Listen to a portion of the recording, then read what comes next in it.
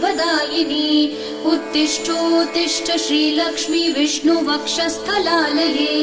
उत्तिष्ठ करुणापूर्णे लोकानां शुभदायिनी श्रीपद्ममध्यवसिते वरपद्मनेत्रे श्रीपद्महस्तचिरपूजित पद्मपादे